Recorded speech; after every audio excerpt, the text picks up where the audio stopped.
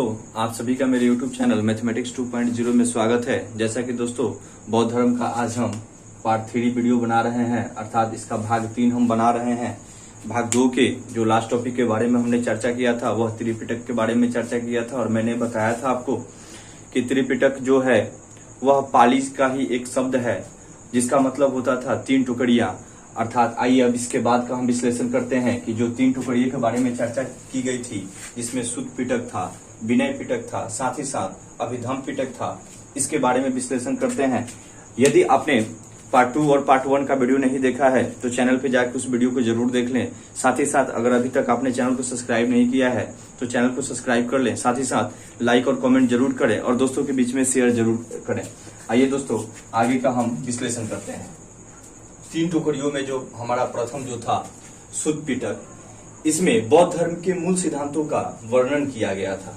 अर्थात कहने का मतलब यह है कि शुद्ध पिटक में बौद्ध धर्म के मूल सिद्धांतों के बारे में, मेन बातों के बारे में तथा जो मुख्य जो बातें थी उसके बारे में इसमें वर्णन किया गया था। साथ ही साथ आगे की बात करें विनय पिटक, तो विनय पिटक में पुरुष व महिला संबंधी सन्यासियों का कुछ कानून का वर्णन किया गया था, जिसके 3 भाग थे, जिसमें एक था शुद्ध विभाग, दूसरा था खुद्दक तथा तीसरा जो था वह परिवार था।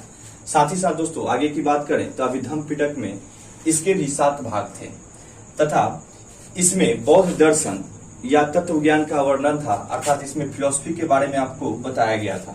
साथ ही साथ दोस्तों आगे की बात करें तो 7वीं शताब्दी में बौद्ध धर्म की एक अलग शाखा बनी वर्ज्यान, यानी 7वीं शताब्दी में बौद्ध धर्म की एक अलग शाखा बन गई थी, एक अलग इसका ब्रांच बना था जिसका नाम रखा गया था वर्ज्यान, जिसमें तंत्रिका क्रिया विधि प्रधान थी। अर्थात जो उसमें झाड़ फूक, भूत प्रेत की जो नियम था उसमें उसकी प्रधानता दी गई थी।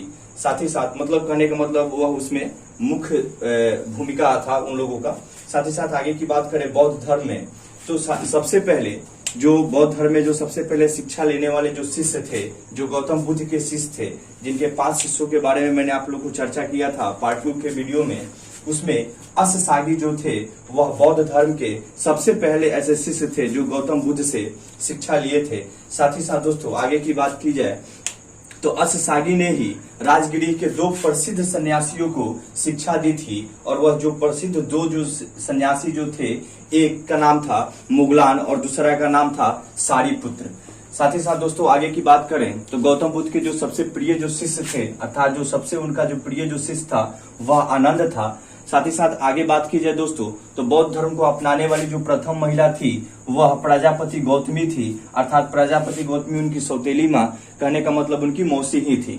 साथ ही साथ आगे की बात की जाए दोस्तों तो मुगली पुत्र अर्थात तिस, यानी मुगली पुत्र तिस ने, अर्थात इसका एक दूसरा भी उपनाम था उपगुप्त, इसने अशोक को बौद्ध धर्म के बारे में शिक्षा दी थी तथा कहा जाता है कि भारत से बाहर अगर बौद्ध धर्म का जो प्रचार प्रसार किया गया उसमें सबसे ज्यादा श्रेय अशोक को दिया जाता है, क्योंकि अशोक ने ही अपने पुत्र महेंद्र तथा बेटी संघमित्रा को श्रीलंका में बौद्ध धर्म का प्रचार प्रसार करने हेतु भेजा था।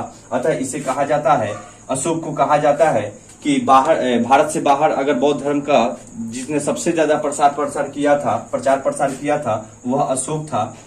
और मैंने आपको बता दिया कि इसका जो पुत्र जो महेंद्र तथा बेटी जो संघमित्रा थी वह श्रीलंका में गई थी और यह अशोक ने ही भेजा था इन लोगों को कि श्रीलंका में जाकर धर्म का प्रचार करने हेतु, अर्थात बौद्ध धर्म का प्रचार प्रसार करने हेतु। आगे की बात की जाए दोस्तों तो कलिक, शूद्र तथा तपासु गौतम बुद्ध के प्रथम 2 अनुयायी थे। अर्थात आपको यहाँ से ध्यान रखना पड़ेगा कि इनके 2 जो प्रथम अनुयायी थे वह एक का नाम कलिक शूद्र तथा दूसरा का नाम तपासु था। साथ ही साथ दोस्तों आगे की बात की जाए तो बुद्ध की प्रथम जो मूर्ति बनी थी वह गंधार कला में बनी थी। अर्थात बुद्ध की जो प्रथम जो मूर्ति बनी थी वह आपकी गंधार कला में बनी थी तथा गंधार कला के में ही, अर्थात गंधार शैली में ही सबसे अधिक संख्या में बुद्ध की मूर्तियों का निर्माण किया गया था। चलिए दोस्तों, आशा है आपको बहुत अच्छे से यह समझ में आया होगा। चलिए आगे के टॉपिक के बारे में विश्लेषण करते हैं। तो दोस्तों आइए अब हम आगे का विश्लेषण के बारे में ध्यान दें। तो मैं आपको बता दूं कि धार्मिक जुलूस की जो शुरुआत हुई थी वह सबसे पहले बौद्ध धर्म के द्वारा ही शुरू की गई थी। अर्थात लोग जो धार्मिक अपना जुलूस निकालते थे वह सबसे पहले बौद्ध धर्म के द्वारा ही इसकी शुरुआत की गई थी। साथ ही साथ दोस्तों मैं आगे बता दूं, वैशाख पूर्णिमा अर्थात इसको बुद्ध पूर्णिमा भी कहा जाता है। और यह इतना प्रचलित इसलिए है कि क्योंकि कुछ घटनाएं जो थी, जो गौतम बुद्ध के साथ में हुई थी, घटित हुई थी उनके साथ में, इसीलिए इस वैशाख पूर्णिमा की रात को अर्थात वैशाख पूर्णिमा को बुद्ध पूर्णिमा के नाम से जाना जाता है तथा यह बौद्धों का सबसे सर्वाधिक पवित्र त्योहार भी है। कहने का मतलब क्या है, इसका मूल जो रीजन था वह यह था कि गौतम बुद्ध का जो जन्म था, साथ ही साथ जो ज्ञान की प्राप्ति हुई थी और महापरिनिर्वाण अर्थात जब उनकी मृत्यु हुई थी, यह जो सभी जो घटनाएं घटित हुई थी वह वैशाख पूर्णिमा के दिन ही घटित हुई थी। अर्थात इसीलिए इसे लोगों ने तथा बौद्धों ने इसे बुद्ध पूर्णिमा के रूप में अपना एक त्योहार मनाना शुरू कर दिया।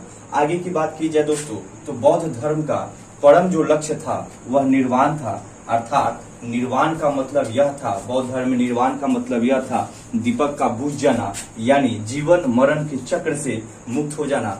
अर्थात छोटी भाषा में इसको बात की जाए तो निर्वाण का अर्थ मृत्यु था। दोस्तों चलिए, आपको वीडियो कैसा लगा आप जरूर कमेंट करके बताइए। पार्ट 4 के वीडियो में यानी इसके चौथे भाग में हम विश्लेषण करेंगे गौतम बुद्ध के मृत्यु के बारे में, मृत्यु से जुड़े जितने सारी घटनाएं हुई थी उनके बारे में। साथ ही साथ हम उंगलीमल डाकू के बारे में भी चर्चा करेंगे।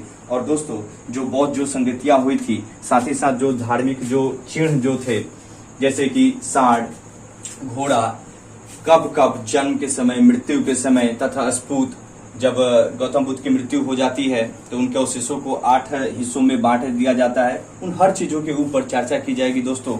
चलिए, उम्मीद है आपको यह वीडियो बहुत अच्छा लगा होगा। आप जरूर कमेंट करके बताइएगा। और मैं आपको फिर से एक बार बोल देता हूं, ज्यादा से ज्यादा लोगों के बीच में शेयर कीजिए तथा अगर यदि आपने चैनल को सब्सक्राइब नहीं किया है तो चैनल को जरूर सब्सक्राइब करें। चलिए, बहुत बहुत धन्यवाद।